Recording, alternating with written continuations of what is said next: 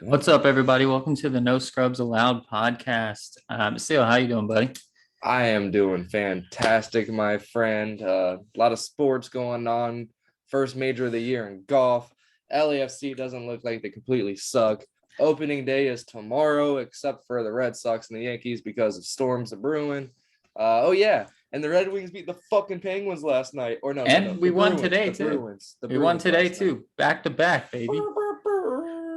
So it's exciting. The Cavs are locked into the play-in tournament. Not so much as exciting, but yeah, man. No, the Cavs are like locked into the play-in tournament. The shitty part though is the Nets had this crazy comeback, which we'll talk about all that stuff.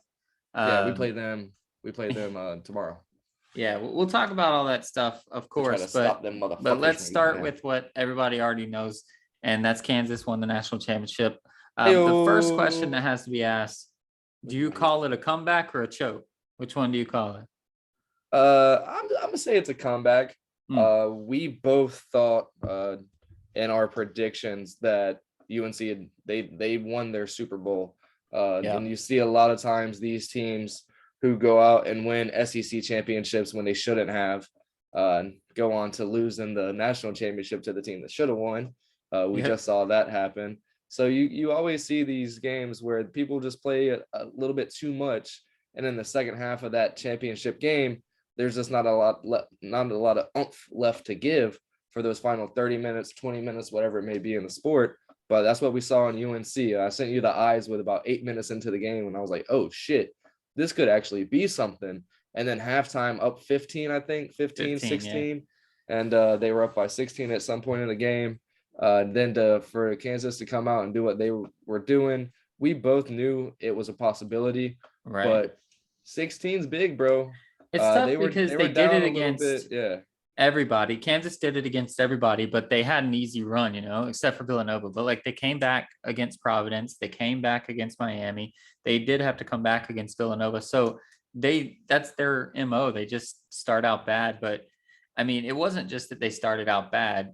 UNC went on like a 16-0 run and we're so hyped, looking crazy. Manic, I think, had a double-double in the first half and was just doing work. But I think the other injuries, dude, Baddick or whatever his name is, Bakett, whatever his name is, he even on that ankle sprained it again with 30 seconds left, which that could have who knows what could have happened. But for him to get another double-double every game of the tournament, first time ever done, and 2 of those games he's on a bum ankle. Yeah, that says a lot about that guy. That says a lot about Hubie Davis, who's been kind of getting a little flack. The fuck are you going to about giving up the lead? Bro, did you see him at the fucking when they were tied?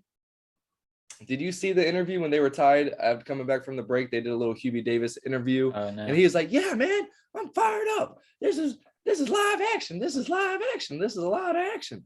And he was hyped up, and that's when they went on that 12-0 run. They were tied, go on that 12-0 run in a 2.5-minute span. And that was literally right after that interview commercial break. So he was hyped up in the circle. If he's hyped up right there, that was a lot of juice, man. And shout out to him. He's a hell of a coach. I think that program's in really good hands, and they're pretty young. I mean, besides Manic and Abicott, dude, Love, I think, still has another year. Sneaky Roach or whatever his name is. Roach is on, dude. Leaky Black. Oh yeah, Leaky Black. Yeah, Roaches. Yeah, Leaky Black. I think he still has another couple years. So they're set up for a good run. 8th seed making it to the national championship. Who the fuck would have thought that outside of this year? But for it to be UNC, I'm excited for that program, which sucks because I hate the ACC with a passion. But after Roy Williams leaving, and shout out to him for staying safe out there wearing a mask the whole time. A lot of people were saying it's because he had a mic and Hubie Davis had an earpiece. Ooh, hey, whatever works, man. Yeah, but isn't he employed by UNC, so he can talk? So it was exciting to watch. It was really fun. In an era for us to where we see our childhood just going off into the never end, or whatever you want to call it. I don't know a good word for that. Off into the abyss. I don't know. Sunset, I guess. Yeah, the sunset. I guess. To see that. Okay, well, they still have a chance to stay. Like UNC's North Carolina has always been a college team for us, and they became a laughing stock the last couple of years. And it's just weird as shit to see. So I was excited for it. It was a great tournament. One shining moment could have replayed with all the shit that went on this tournament. Right. And it was fun. It was a hell of a tournament. And I'm a little happy that the Hard Rock Sportsbook app wasn't working, because holy fuck, would I have been screwed. I never go with the underdogs if I do the spread. And they were like four games over 500 against the spread in the tournament. So I would have probably bet them at halftime in this game. I mean, you texted me and you were like, with the eyes or whatever. And I said, like, Kansas has come back every single time. Like, I'm not worried. My 21-point win was out the window real quick. Yeah. But they did outscore them by 18 in the second half. So there was something. But I just knew that was their MO, and that you could have probably got them as dogs at that point when you're down 15 at halftime in the championship game. And, oh, absolutely. But other than that, yeah, I suck at those games too. And speaking of which, we both sucked at our brackets. We don't really have to talk about that too much. But I did have I got 99. I didn't even get over 100 points, and I picked the winner. I had a Kansas pick that got into the 94th percentile, which is pretty good, but not good enough to win money, so nobody cares. Mine was up there. Mine was 118,000 or 110,000 out of 1.3 million. So I think I did fairly good. Mine was nowhere near as good as you did. 1 millionth, but ESPN has like 17 million brackets. And that was the McAfee one. The one that I did for the McAfee was that one, and I came in an even 1,000th place. Wow. Yeah, I wasn't 1,001. I was at 999. I was 1,000. Well, there you go. The cool thing that Kansas wins is because they were the number 1 seed in 2020 when that tournament got blown out of the water. That Ochai Agbaji guy is a superstar that decided to stay. He stayed. He said there was unfinished business, so he's like a 5th-year COVID senior and all that stuff. And he comes through. He gave up being a lottery pick so that he could come back here, and he's still going to be a lottery pick. That didn't change. But what do you think about guys like that during all this one and dones? You have the Paolo Bancheros, the Chet Holmgrens, all these guys that are probably going to get picked before Agbaji. And this man, he's still going to be a first-round pick. And to say now he has a national championship in the ring and be able to produce probably at the next level still. Like, what do you think about guys like that if you were an NBA scout? Yeah, that's one of the main things you want to look for other than talent. Obviously, he has the talent. Right.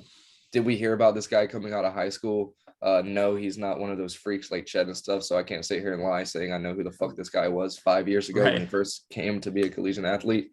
But as an NBA scout, yeah, you have to look at that type of stuff to know at the end of the day, with the way the payroll is and how we don't know what it's going to be next year and what the world's going to look like a year from now with these salary caps and all that stuff, to know that you have a guy who's in there for the long haul and would more than likely be willing to take a pay cut if needed to. Yeah. And he's one of those guys who's there for the boys. And whatever that means, he gave up. What was the lottery picks last year? The first he would have been a top 6 pick. They were making it clean. I think the 6th pick got like $14 million. So I mean, he probably got something off the NIL deal and all that stuff. But that's probably why he's staying. Oh, we lost your internet for a second there. At least you got a nice little pose going on. But that's life-changing money right there that he gave up to go and win a national championship. So yeah, I'm excited for what he's going to be able to do. I just hope he doesn't end up on a fucking team like the Heat or the Spurs, where he's really going to be able to get out there and learn some somethings. And if that kid has a nice frame on him, if he's able to get out there and attack and pull some kind of Jimmy Butler shit, the way Tyler Hero's been able to do in Miami, then the sky's the roof. Well, he's got that college frame where you don't work out all the time, where he's got like the bubble butt and the just kind of push people around. When he turns all that into that big muscle that you get when you're working out every single day in the NBA, he's going to be pushing people around down there pretty good, I think. And that's pretty cool. So I was happy for him. But what is Bill Self? I don't know how old the man is, but I feel like he's been around forever. Starting to look a lot different than we're used to. Right. UCF is really excited about joining the Big 12, mostly because of football. And that's all anybody at UCF ever talks about in football. But how long do you think we still have of Kansas just running the Big 12 and nobody going to be able to do anything in basketball? For as long as Kansas is in the Big 12, it seems like. A couple years ago, that was pretty damn good. And they still weren't even able to take over the Big 12 with Trae Young. And back in the day, Oklahoma had another weird looking gingerbread man looking ass guy in Blake Griffin. Twins. Twins. They did. And they still weren't able to get it done. I'm pretty sure Kansas still won it that year. So it doesn't matter what you have. You're going to have a really good squad, a 6, 7, 5-star players on your fucking team like Kansas pulls out every fucking year on your squad to be able to do anything. And Bill Self is one of the best coaches of all time. So until Kansas isn't out of the Big 12 or Bill Self retires, that's going to be about how long it takes. But we all know UCF, doesn't matter what athletic department we talk about, they usually play up or down to their opponents. So moving to the Big 12 is going to help out a lot. And I think it's going to make the players that we have going into it's not, did we sign off on next year or is it just football? I don't know. I think when we move, we're moving for good because the AAC is going to be pissed and so we're not, it's too late for 2022. So now it's going to have it'll be the next year. Yeah. All right. So hopefully all of them will move over then at that point in time and not just football for the year that they opted in for to go early. But yeah, I'm excited for it because like I said, they play up or down to their opponents. So if the basketball team has to play these teams every single night all year long, it's not like, damn, we let Akron get up on us. We let fucking Tulsa do their thing on us. Even though these are both really good Conference USA and American Athletic Conference teams, once we're in the Big 12, we're going to get laughed at if we fucking lose to Tulsa. Well, the thing is, we're going to go to Allen Fieldhouse and we're going to lose to Kansas by like 4 points in some crazy, amazing game where we look super good. And then we're going to go play fucking, I don't know who's bad in the Big 12. Rice. But we'll play like Rice or something and we'll lose by 30. And it's like, what the heck just happened? So, but every one of those games, and I can just imagine you were there when we beat Memphis for the first time ever. I can just see it's going to take a few years. And like, if we've been playing in the Big 12 for 5-6 years, that time we finally beat Kansas, the students in the arena are going to be going nuts. It's going to be great. So got something to look forward to for sure in basketball. Oh yeah. And the students always seem to appreciate and know where they lie, right? Like they know that they're a high mid-tier team and it's going to take some time. So UCF fans really do appreciate, they're not those Jaguar types fans that when it comes, they kind of come out of the fucking woodworks and like, oh, where the fuck have y'all been this whole time? Like they stick around, they hang out. Not so much mid-season basketball. You kind of see the bleacher monsters everywhere. Right. Don't really see too many anymore at the football games. But these fans really stick around. So when that time does come, when we're storming the fucking field after beating Oklahoma, storming the arena, I forget what the arena's called. Holy shit. Storming the arena to fucking after beating Kansas. That's going to be some fun times. And it's going to happen sooner than later. I don't think we're going to have to wait till 2030 for that. We start playing the Gators the same year we're in the Big 12. So that's going to be a huge year. And I think that's something they've been looking forward to. They didn't think they'd have Gus in football. They didn't think they'd have all these new guys that aren't whites around. Last name White, the White family around. White family.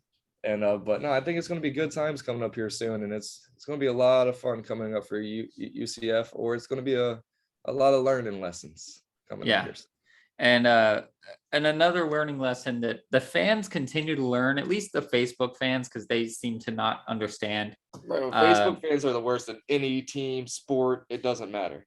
I love UCF, but right now, guys, UCF is still a stepping stone program. And as much as you hate to see it, once we get to the Big 12, that will change. It'll start to change. But right now, we're a stepping stone program. I think Gus is here. And not Gus, the women's basketball coach moved on. Oh, absolutely. She did her thing. She almost beat UConn, and now she's gone, and fans are all upset about it. But listen, like, she did her thing. She stepped up. She got us so many firsts in the program, and now she's moved on. I shout out to her. I mean, this was a year to remember. We only had 3 losses until the UConn game. 3 losses in the season. Like, that's dope. The first time we ever made the tournament, the first time we ever won the AAC tournament, AAC regular season, first time we ever beat Florida, all these firsts. And so I have nothing but shout out to her. I mean, she was huge for us. So I wish her well. Yeah, and she's intense. Like, you could tell she fucking cares. So for these girls, after that loss to UConn, she was making sure everybody kept their heads up and was there for them girls.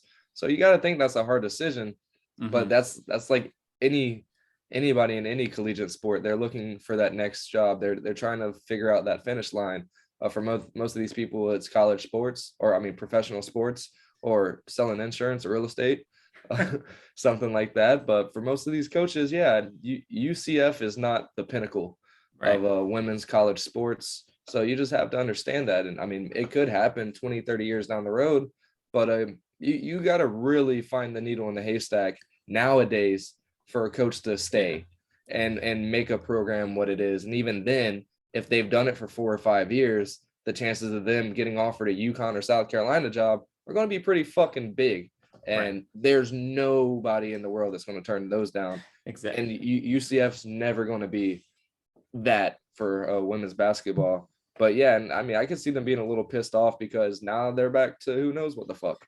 Well, they're really back to who knows what the fuck, because everybody joined the transfer portal after that. So I think we had 6 girls join the transfer portal the day that got announced. So we're going to be back in the dumps. But hey, that's every program. Whoever comes in to be the coach is going to use this in their recruiting, and it's a snowball. It's going to happen. But I just wanted to say that because I see all these stupid Facebook posts. I appreciate the banner. You got a banner up there now. Exactly.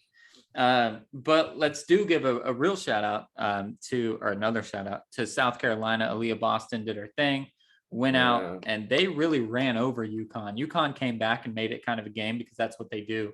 But it was never in question. I mean, they jumped out all over them, and Aaliyah Boston avenged losing to Stanford the year before. I'm sure she would have been happy to play Stanford instead of UConn, but she's happy to get the win no matter what. And that girl, I don't know how much you watch, if you just watch highlights or whatever, but all I really see is the highlights, and I tune in here and there for like 5-minute stretches. And at least in the highlights, she's the real deal. She is a beast. She puts people down. She's just so commanding, but she's like, I don't want to say LeBron because LeBron sucks, but she's bigger and like able to do things, but she can also shoot. More like a LeBron that can shoot. I don't know what to say, but she's really talented. So it's exciting to see all these women continue to push the sport forward. Yeah, for real. And I don't know, I kind of feel bad for them because the best thing for them is to go overseas at this point in time, right? The women? And go overseas, start playing, because right now they're overseas playing. So right now our best bet's to go overseas and play for 4 or 5 months and then come and get drafted in WNBA. And this is their glory right now is women's college basketball, the way they've set it up nowadays. So like this is it. Like this is, unless she ends up being one of the 6 women that have changed the game that we know of, she's not really gonna be known, get paid, get sponsored. That's where they get all their money, is in sponsorships, overseas sponsorships, being in commercials for them, being the tall American that just sits there and fucking says a couple of words and whatever, and holds up a mac and cheese box. And it kind of sucks, man, because with a lot of these guys we just talked about, there's a lot of things that can happen. Talking about a guy who missed out on $16 million to go back, there's no one and dones really in women's basketball. It just doesn't happen. And like you alluded, and like you said, I mean, they have to play every single thing when there is no off season for them. They have college, then they go overseas. Even literally Brittany Griner, which we talked about before, but somebody that actually does have that name recognition, someone that has a national championship, has an NBA championship, has an NBA MVP, still has to go overseas to go make some money. Has to go to Russia to play. And that's ridiculous that they have to make money that way. But that's a story for a different day. We've already said that we're on the side of pay people. But yeah, absolutely. But yeah, I'm happy for South Carolina. It's really cool for them. I think that's the first one for them. No, I think it's 2 years their ago. second one. They won 2 years ago or something like that. I don't fucking know. But it's really happy Don to see. Staley's won before, I think. Okay, so. Yeah. It's really happy to see people keep taking down Gino, and hopefully he'll walk off into the sunset and just get the fuck out of there. He looks like he already hung it up a few years back. Yeah, but he's a hell of a coach. Yeah, it's crazy seeing him and like seeing Coach K and then just how the old school guys kind of sit there and kind of watch, and then they tell one person a couple of adjustments, and then they're supposed to scream it out to everybody, and then you got the UCF coach, South Carolina coach, you got Hubie Davis, and they're just up barking, screaming nonstop, going and doing their thing, and then you pan over to old school, and he's just like, "Hey, next time around, don't let that happen. All right, cool." Yeah, he calls subs and then talks to them when they get subbed out. Yeah, it's the craziest thing in the world to see the new school from the old school. But yeah. I'm excited for the future. It's exciting. This is a weird time. This is where literally all sports are either ending or starting back up. Yeah. The draft is coming, opening day. Just said by the March Madness, which is very fucking sad, which means fucking NBA playoffs are coming up. Oh man, which is not sad for me, but it's very sad for me, bub. But it will be without. This is a great transition. It will be without the addition that you have to the Wall of Death. If you guys are not watching on YouTube, Seal has added someone to his Wall of Death or something to his Wall of Death. So yes, go ahead and talk about that for a second. You can. It kind of looks like it could be a Lakers one, but it's definitely Cavs. LeBron James jersey. I decided to put. You can see it's all dusty. I have it in the fucking back of the closet. I don't give a shit about that thing.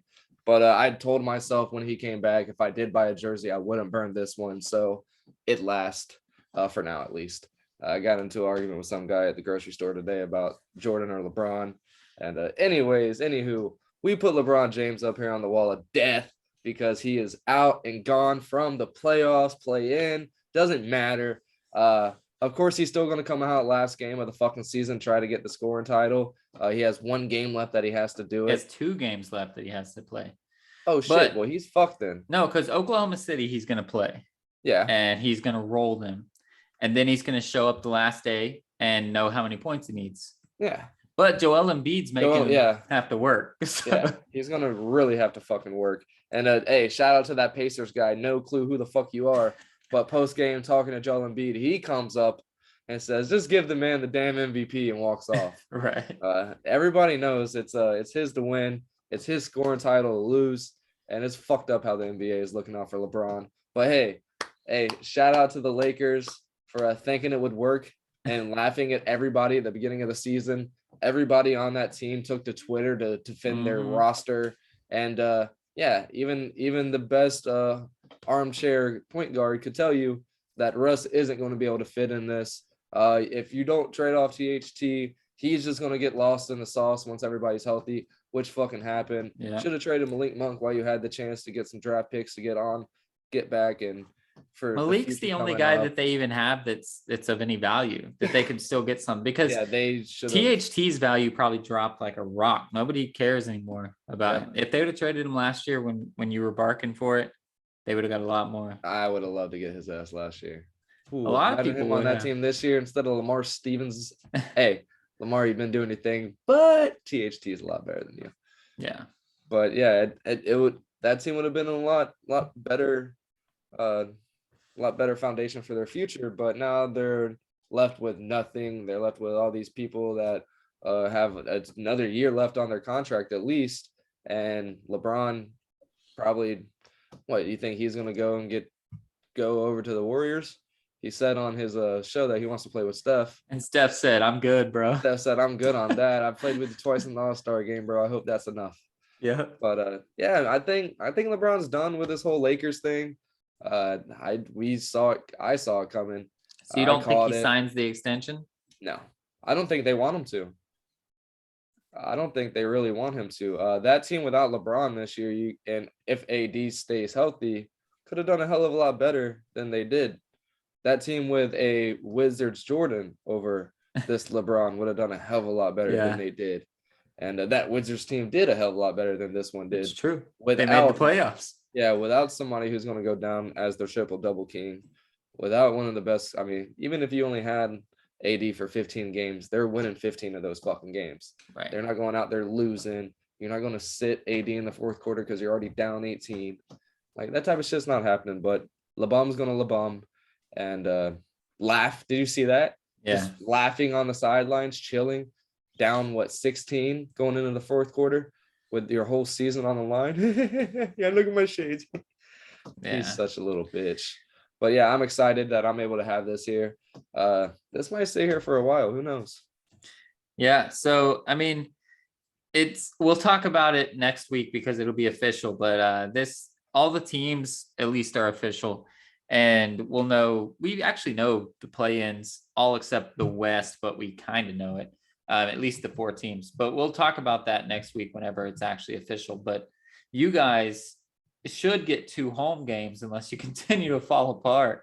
We should get the 2 home games, but I'm not excited for it because we're probably going to have to play the Nets. And, but then that second game, you just got to win 1 out of 2. Yeah. So I don't know. We'll fucking see, dude. I'm just hoping we have a miracle happen and somehow LeVert gets shifted over to the starting lineup because he finally is doing what the fuck he was traded to fucking do.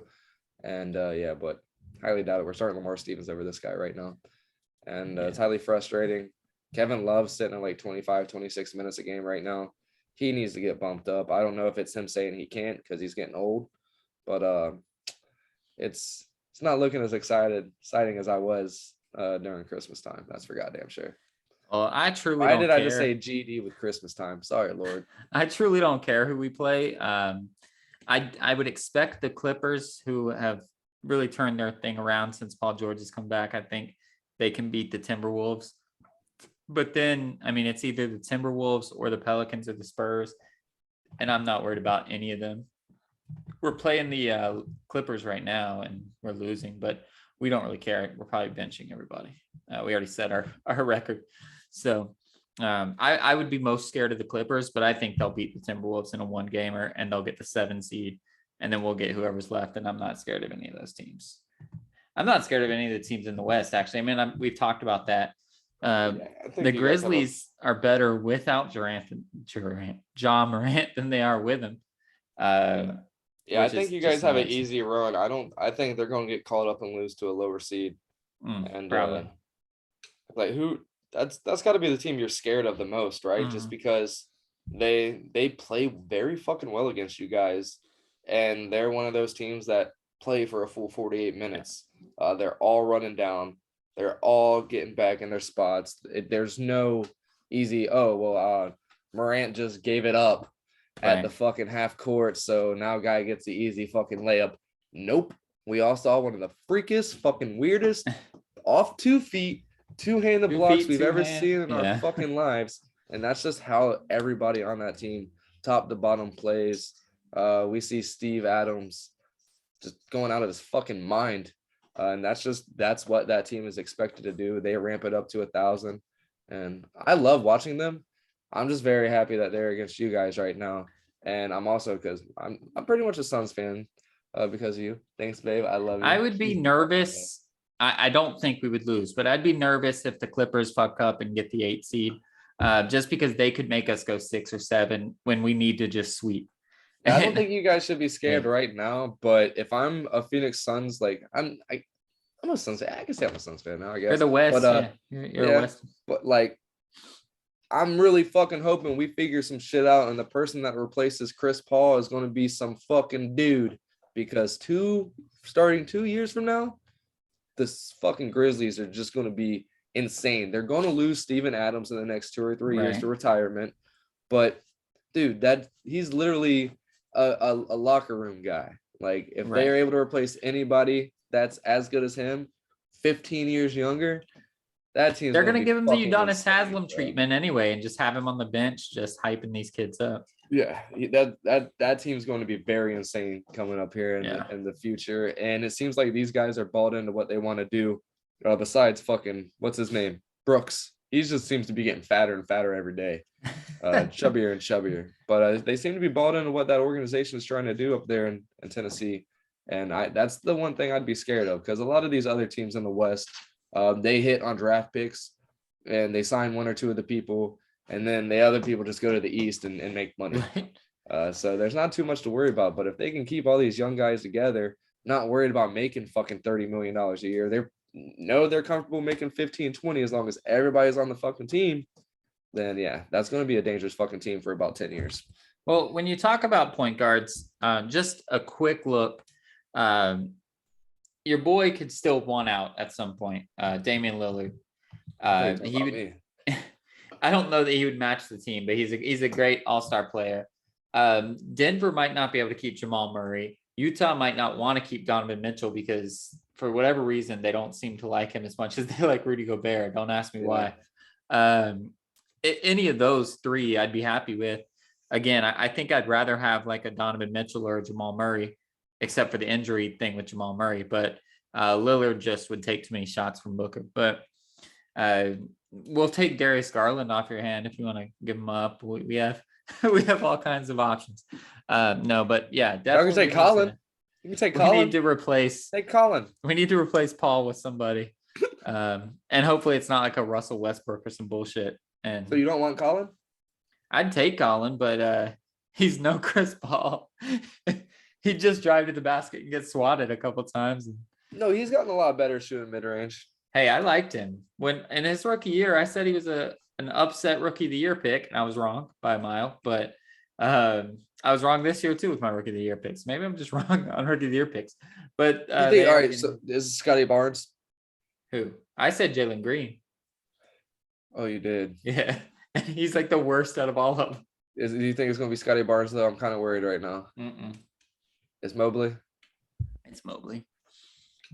All right. I'm telling you, I'm worried. I'm concerned. Like Scotty Barnes, though, like he's just stayed the same. He's like he didn't start going. He didn't get the numbers Mobley did. Mobley went off on a tear for about 2.5, 3 months, and Mobley got injured for a little bit. Scotty Barnes got injured for a little bit, but when Scotty Barnes was on the floor, you knew what you were going to get, and I mean, you know where you're going to get out of Mobley. He's definitely has the higher ceiling, but. The thing is, Mobley had better teammates than Scotty Barnes, which I know is funny because the Raptors are a higher seeded team than the Cavs. But yeah, and that got official after they fucking beat whatever we lost to the fuck ass Magic. Right, but the Raptors needed Scotty Barnes to just be that average guy. So I don't know. I mean, Cade Cunningham is truly the guy, but he's just not going to play enough games. And I think 5-10 years down the road, the argument of who was the best in this class is going to be Mobley and Cunningham, and they're both going to be all-stars. They're both going to be great players. And Scotty Barnes is going to be that guy, the guy that gets all the like sportsmanship awards and all those shits, but he's not going to get what he wants, in my opinion. That's how I see it happening. But I think it's Mobley. You guys losing might actually help. I know it doesn't work the same way that the MVP award works, but when he's not on the floor, you guys are worse, and that could help him out. This is true. So let's move on and let's talk about our team here, the LAFC. I thought they were dead. I added them to my little wall of dead. That's not my current wall because this is the wall of life now. But I thought they were done before they even started. And it turns out that defense actually can make you be pretty good at soccer. We've only allowed 4 goals this year. We have no losses. We're the only Western team with no losses, but there's 3 teams with no losses. We're officially the top seed because of goal differential, and it's because we don't allow goals. And that's what I said Cherundolo would do, but I thought we would just be Vela and then his defense. And it turns out that like there's already articles about should we even keep Vela? Like should we re-sign him? Just because we don't rely on him the way we used to him. And we still love Carlos Vela, but when there's questions about whether we should re-sign him, that goes to show kind of the turning point. If Bob Bradley was still our coach, there'd be no question. It's we need Vela back. We need to have him, and I still want him. Sources or like, you guys don't pull this. Nobody pulls stuff from our podcasts, but don't pull that out of context. I still want Vela. But just the fact that we're a full team is really surprising, and I'm excited. But El Tráfico is coming up this weekend in Carson. I'm excited for it. I'm not going to it, but I am excited for it, and it's going to be good. We're looking a lot better than I expected, for sure. Yeah, you should be excited for it. I think you guys are going to come out with a dub. But Chicho's playing a lot better, bro. Chicharito. Yeah. The Galaxy. Yeah, but I mean, when you look at the standings right now, you guys are kind of looking a little down at them because they're below you. So I'm excited for LAFC. I think this is going to be a fun year.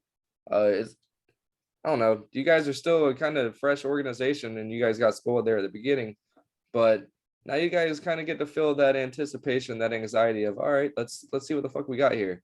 Right. This is when teams get tested. You know, you're like the new thing. You get the new coach, you get the new star player, you get all that stuff. But it's after that first wave that you get tested. Yeah. So let's hope you guys don't do what the Jaguars did when they first came around and were in the playoffs and almost in the Super Bowl a couple of years. And then Tom Coughlin's gone, and then 2002 hits, and we don't do anything until 2007 for 1 year, and then we don't do it until 2017 for another year. Hopefully you guys don't go through that shit. It doesn't look like you will, at least this year from the start of the season. And I like what you got. I'm a fucking LAFC fan too. I like what we have going. Yeah, who else would be? I'm excited for it. Man, nobody. Exactly. But I'm excited for it. It definitely seems like a better coaching strategy than what Bob Bradley was throwing out against every other team. And you guys know what you have to do to win. And you guys seem to go out from the jump, and it's not like, oh shit, all right, now let's really fucking play LAFC football and get it going. No, it starts from the first minute, from the first drop. And like we saw in, I think, the first game of the season, Vela had an early goal and then finished it up with another goal not too long later. And that seems to be what you guys are worried about. If we can attack, but do not let them motherfuckers beat us. Right. To allow 4 goals in 5 games, like Bob Bradley, that I don't think that's ever happened in a 5-game span with Bob Bradley. So it's really cool to see a guy that relies on defense, and our goalie is great. So I'm excited about it. I'm still trying to get back on board because I still have that preseason mentality where I'm like, when is the other shoe going to drop? When are we going to get figured out? But hopefully we just keep riding it and take care of business on Saturday. We need a win in this rivalry, not a draw. We get so many draws. It's fucking useless. I think they have 2 wins. We have 1 win, and there's like 4 draws or some bullshit. So we need to get an actual win in Carson and get it done. They don't have Ibra. We're fine. We should be fine. I think there's a big shot that we get it done. We should be able to. They're not, I mean, I haven't looked at any of their games, but what the fuck are they doing? Are they are doing the exact same thing that they did with Zlatan, except they have Chicharito. So he's not Zlatan. Zlatan can score 50 goals in a season. Chicharito might get 28. So like, we should be fine. Like, it's the same strategy though. They play the exact same soccer. So we should be fine. I think that helps out with the way we're playing this season. If you guys want to do that, good fucking luck. You might be able to get one in, but but I don't count my chickens, especially with that stupid game, because we can be up. Actually, I don't even want to bring up bad memories, but whenever Fuckton would start doing this shit, like he was sitting there with 1 or 2 guys around, and you're like, why the fuck? Where the fuck is the defense? Like, why the fuck would you let him sit on a fucking island? That's not happening with this new coach. That's not happening with this new mindset.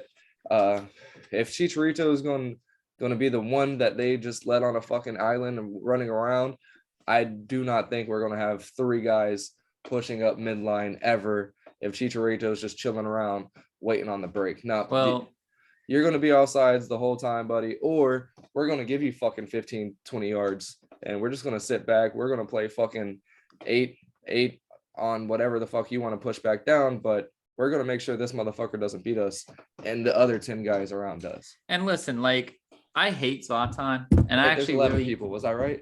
Yeah, I really hate Ibrahimovic, and I actually do like Chicharito, but Chicharito is no Zlatan. He's not going to. All right. He's not going to one-on-one people the way that Zlatan did. He's not going to one-on-two people the way that Zlatan did. He's not going to come on in like the 75th minute and somehow score a hat trick and beat us in his debut and bullshit like that. So I'm not worried that he's going to do that. They might beat us, but it won't be because of some bullshit like that where he did some crazy heroics. Did you hear the Zlatan story about when he got to LA? Kobe sent him a jersey and he signed it and sent it back. Doesn't surprise me. Yeah. That does not surprise me. When he got there, he said, "You're welcome, LA." Yeah, I did see that. Yeah, like, dude was just a fuck. Bro, Kobe Bryant sent you a fucking jersey and you signed it and sent it back. Hey, what man. the fuck? You got to have that confidence about yourself. He damn sure does, but what's that confidence doing for him in the last 3 years? I think he's like an ambassador to some shit right now. He's chilling in Rio, I think. I think he got crybaby enough to come back and just, bro, you can be a part of the organization. He's just like, give me $20 million and I'll chill. Yeah. Yeah. So, hey, I'm excited about that. So moving on, you mentioned at the top of the program, we never cover this stuff, but the Masters are this weekend. They start today if you guys are listening, and it looks like Tiger's going to play. Dude did a practice 9, looked amazing. Came back today. Came back today and said there was no soreness. That public practice, bro, on one side where they were able to go under trees was about 20 deep. On the other side, where I'm guessing there's another fucking fairway or something behind them, they were about 5-6 deep as they were possibly allowed to be. Right. Dude, Tiger's back, baby. Like you said, he came back today, had no soreness. That's his biggest thing. He is worried about that back. That's what we're all worried about. He's just worried about if he could walk 18 holes 4 days in a row. It has nothing to do with playing golf. That back 9 on Friday is where we're going to see what he's doing. I like that he's spacing out his practices. He's probably getting out there chipping a little bit because that's where you're going to get a lot of that torque nonstop throughout the day. You're only teeing off one on every hole. Right. You're going to be fucking hitting out the irons a lot. I'm not no fucking golfer. Don't do the shit.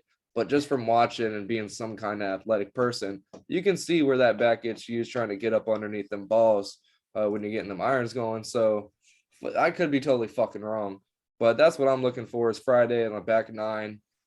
If he finishes, I'm excited as hell because I think he's going to make the cut. If Tiger finishes Friday, he's going to make the cut. He won't play if he doesn't think he can. But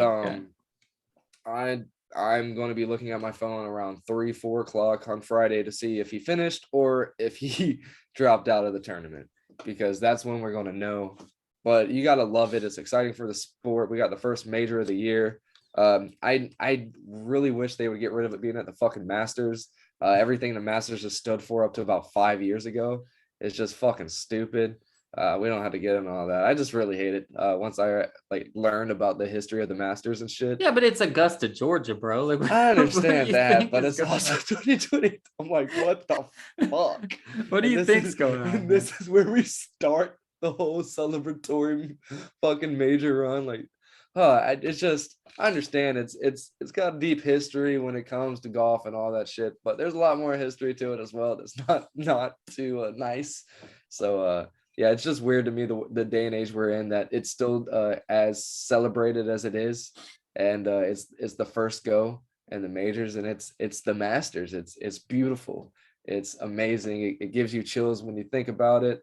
It gives you chills on Thursday when they're opening up the rounds, and it's the Masters, baby. But man, that shit was crazy when it started coming out to light. What the fuck was going on? Everything that's older than like 50 years though is gonna have some bullshit history. Yeah, I mean, I definitely understand that, but it again in the cancer culture that we're in, and the bad, like, hey, we understand it was a little fucked up.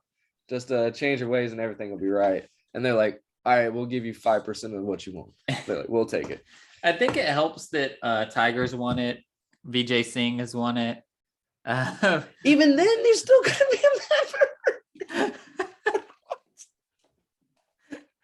Thanks for winning.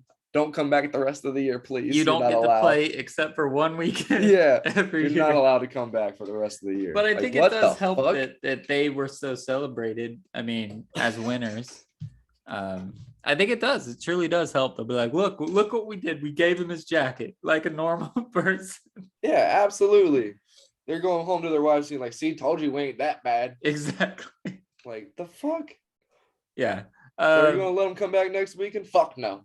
I'm excited, though. I always have the scoreboard on one of my tabs while I'm working. And all I do is I favorite Tiger Woods. I favorite Dustin Johnson. And I just go away. And I come back like 8 hours later and I check to see how my 2 stars are doing. Yeah. And Dustin Johnson's always shit. And Tiger's hit or miss. So we'll see. Yeah, we got dude who some first time tournament dude who won a couple weeks ago, so he's automatic bidded. I forget his fucking name. He got automatic bid. I'm excited to see what a lot of these new faces start to do. There's like it was like 14 amateurs or something this year, which is crazy because the Masters, as we all know, because we all follow golf so much, is invite only. So amateurs don't normally get in a whole bunch, but there's a lot of amateurs, which is exciting. Yeah. A couple of these amateurs, they've won on the PGA tour, which is how you get invited, obviously. Yeah.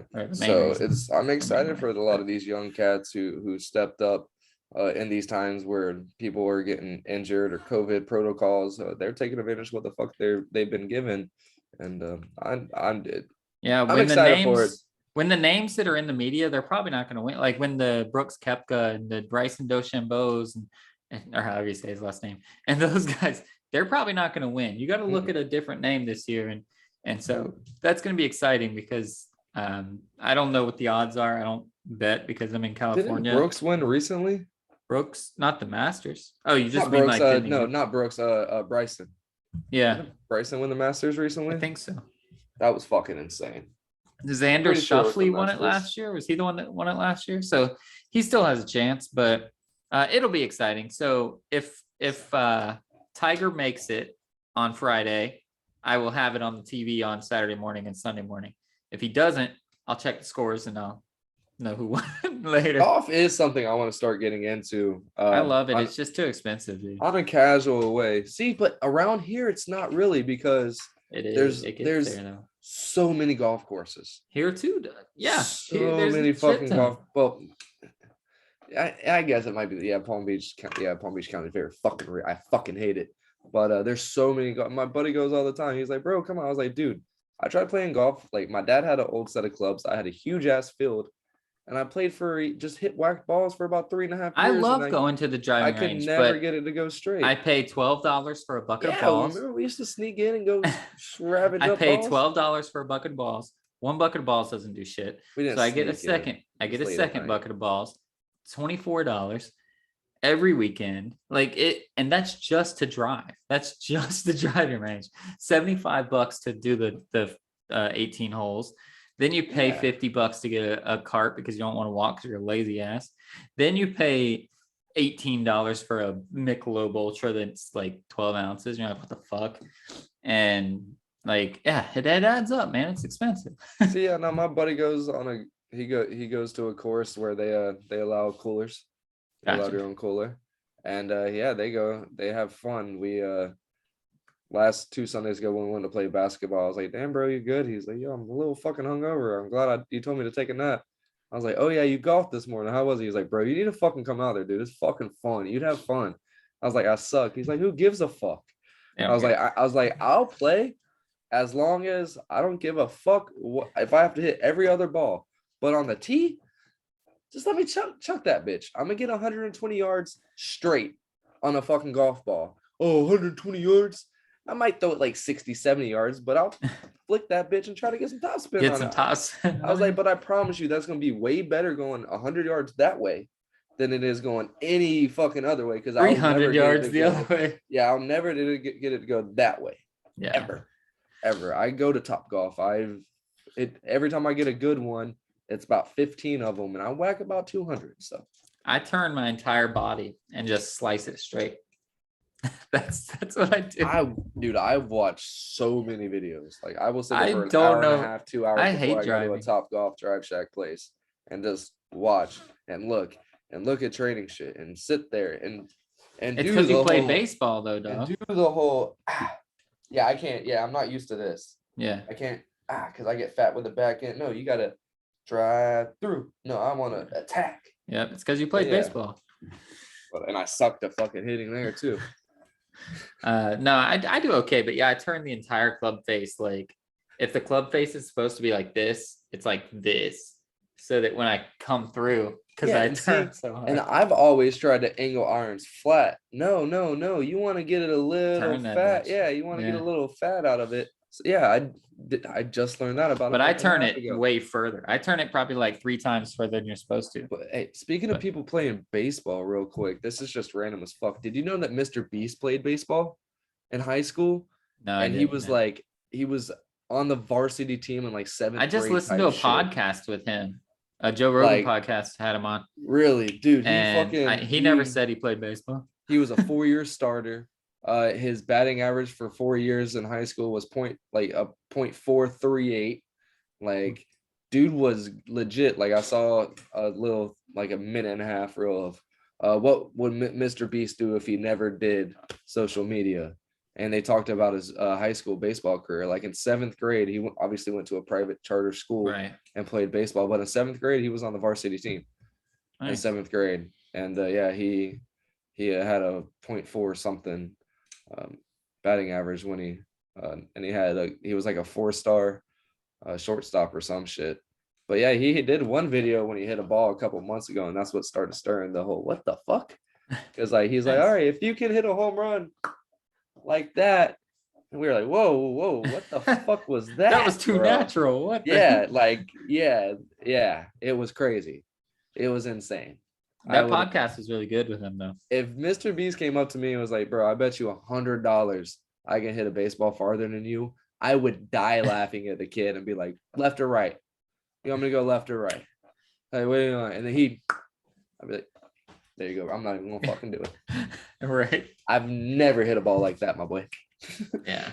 Yeah, that's crazy. I didn't know that. Yeah, it's insane. So the last thing that I wanted to talk about is another thing we very rarely talk about, and it is another weekend to go slap one to Dana White and get your Google fingers on, because there is a good UFC coming up. So that's just really exciting. There's 3 huge fights. The first one, well, it's Volkanovski and Korean Zombie. That's like the main one, I guess. But then Aljamain Sterling gets to fight Petr Yan, and that's the one where Yan kneed him in the face and lost the title by disqualification. So that's the most exciting one to me, because it's like, what's actually going to happen? And then the third one, I don't remember what the third fight is, but I think it's one of the chicks. No, it's a dude. Is it? Dude fight. That a couple weeks ago, baby girl was like, what's the big fights on tonight? I was like, this is a fight night, so it's not. And then I was looking. I do like how Google does that. Gilbert Burns and Kazmat. That's right. Kazmat Chimaev. You look up UFC fight card on Google, and it just like brings up a little thing to where you just kind of scroll over through all the events that they have, like right off the search. I don't know if they pay. Yeah, it's cool as shit. Yeah. So the reason that the Kazmat fight is so exciting is because he's dominated everyone, like just doing work. Oh yeah, it is Gilbert Burns. Yeah. And Gilbert Burns is the number 2 thing. So if everything happens like we expect and Chimaev beats Gilbert Burns, then that could be Kamaru Usman's next fight, because we don't want Colby Covington to fight Kamaru again, do we? So like we're kind of all hoping that Kazmat wins, because Gilbert Burns can't really fight Kamaru again either. He got destroyed. So everybody gets destroyed by Kamaru, but to see Kazmat do that would be awesome. And then of course the 2 bigger fights are the title fights. So that's really exciting. I love the Korean Zombie, but I don't think he stands a chance against Volkanovski. In my opinion. This card. Can we skip to May 7th? Well, Holy shit. May 7th is a month away. Shit. That's insane. Oliveira, Gaethje, Chandler, Ferguson. Holy shit. That's the one that Connor wanted to be on, I think. Fucking Rua St. Preux. Rose gets to fight. I'm the best. Rose gets her fucking oh man. Cowboy. Wait, Cowboy's in the prelims. That's hilarious. Yeah, but it's like Cowboy is old, Shogun Hua's old. Like it's just a bunch of old people in the prelims. That's crazy. Although the Shogun fight is like the beginning of the I was like looking around and seeing if I could figure out when Sugar Shane's gonna fight again, but that's gonna be a while. He just fought Sugar Sean, yeah. He just fought 2 months ago, a month ago. Yeah, but he was saying he wanted to fight 4 times this year. Well, so yeah, Dana came out. He likes for fighters to have at least a 2-3 month rest. Yeah, Sugar wants his money. Yeah, he doesn't give, but that's part of the whole thing. He doesn't like paying fighters. Yeah, he said.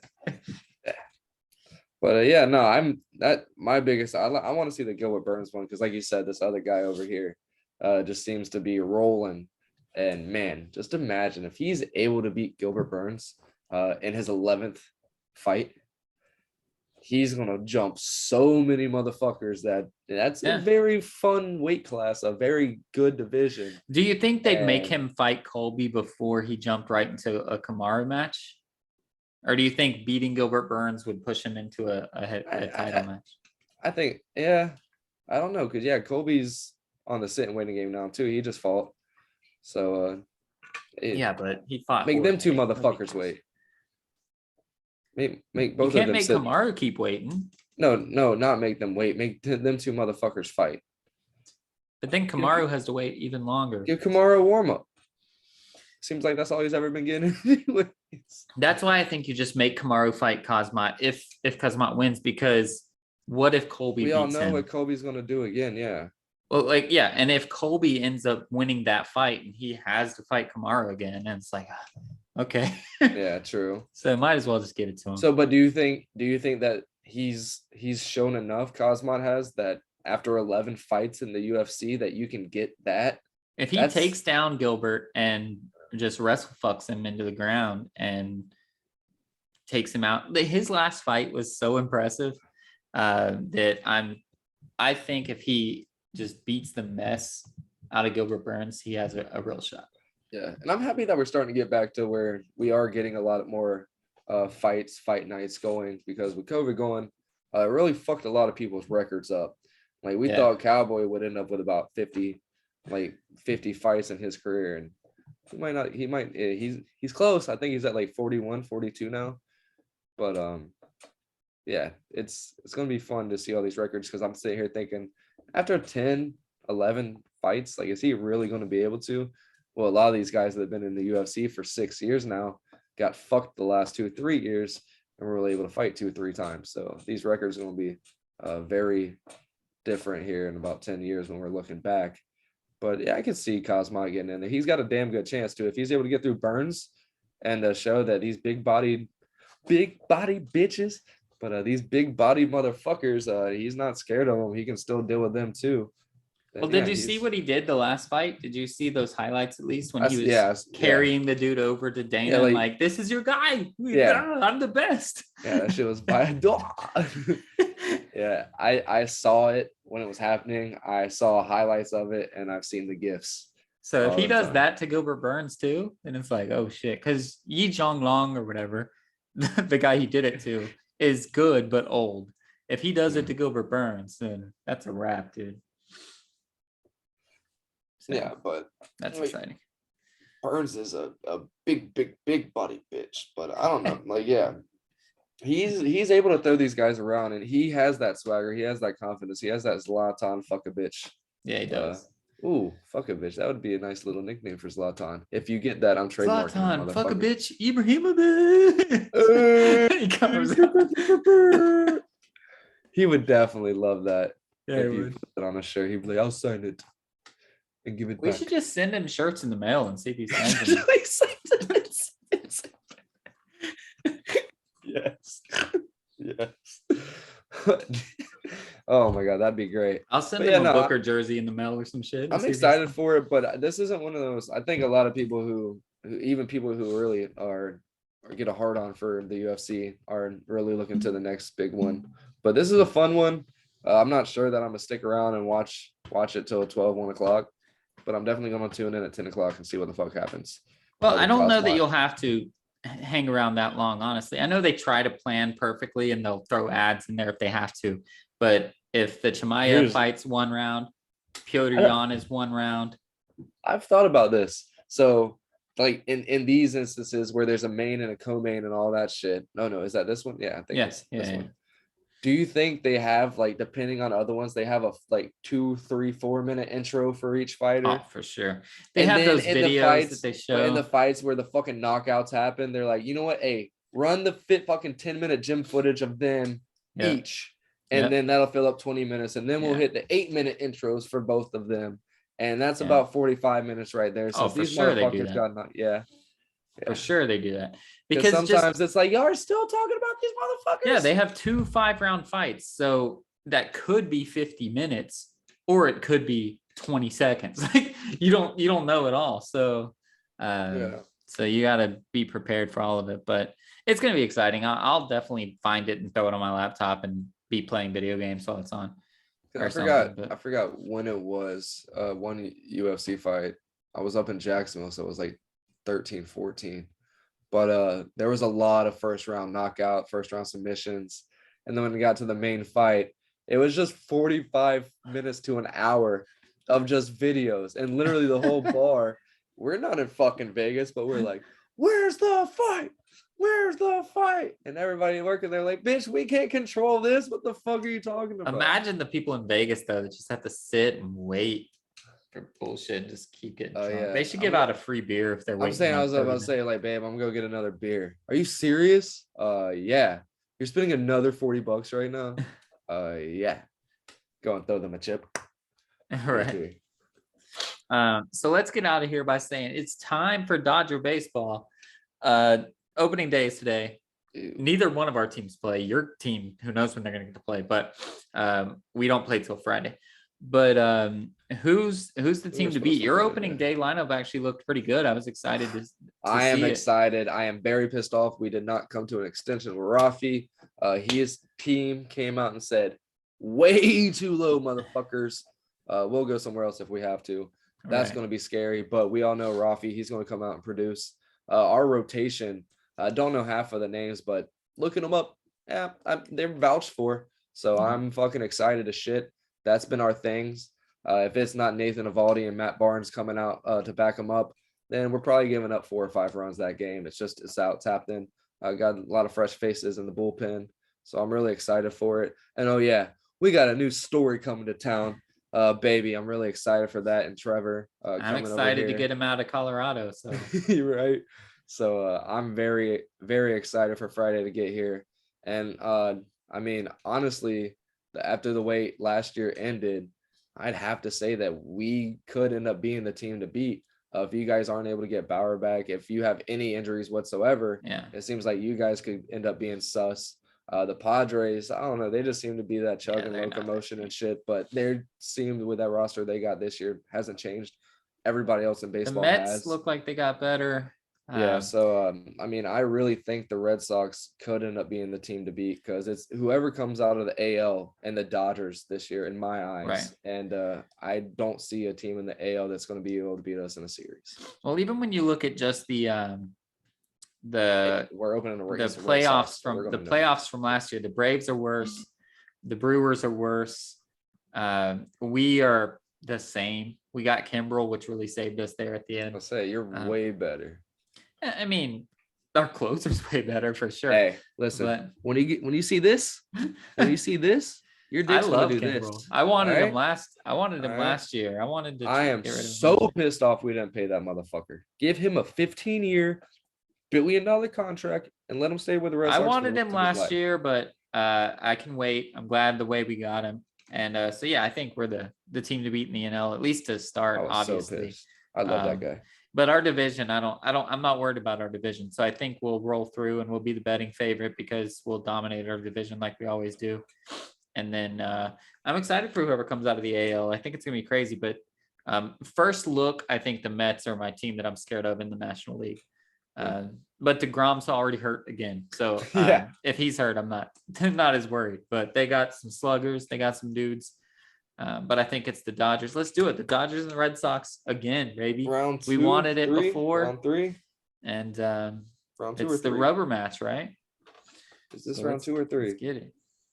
Round I don't know. You beat us, and then you failed to match up with us again. So yes, when we won, you weren't there to stop us. You're try right. to stop us. So yeah, we're gonna find out a lot. We have I think a 3 game against the Yankees to open it up. So yeah, that's exciting. So let's get out of here. I am very much excited of it. What do you have to plug? Let's do it. I got something. So I mentioned a little earlier, my studio is all in shambles right now because another freaking frame of this apartment is not up to par and is starting to flood. That goes with the big window frame in the front living room. Yeah, but it's like a 12-foot window frame, 8.5-foot window frame that's coming off and leaks too. And I was really upset, really pissed off when I was texting the landlord because he's going to have the know-it-all handyman come out and fix it tomorrow. And I'm like, yeah, just fucking patch it up. Yeah, don't fix it for real. Yeah, let's not do that. And I was kind of really pissed off. Right when I leave the house, I go to Walgreens and pull in, and there's a guy laying there sleeping underneath while it's sprinkling. And really brought it all back to foresight and kind of suck it up, dude. Like, you have somewhere to be, like, yeah, you might get rained on in your studio, your extra spare fucking room of your apartment. Yeah, your living room might get a little wet, but you have somewhere to call home. You get somewhere to go home to. You got somewhere for your kids to sleep at night. Like, it's not all fucking sour peaches and rotten grapes at the end of the day, even though no matter what it may look like, it could be a lot worse. And that was a big reminder and something that I really and myself need to start doing a lot more of. Me, when shit happens, I just go above and beyond, and I think it's the end of the world for me, and what the fuck, like, it could have been this different, and start instead of thinking it could be worse. Let's figure this out, let's get through it. And I think everybody could use that reminder every once in a while to just appreciate what you have, be grateful. It could look really bad, but at the end of the day, it could be a lot worse.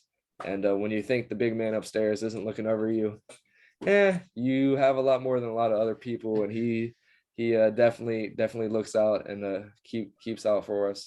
And you just got to stay appreciative and stay grateful of what you have. And as always, be a stud and not a scrub.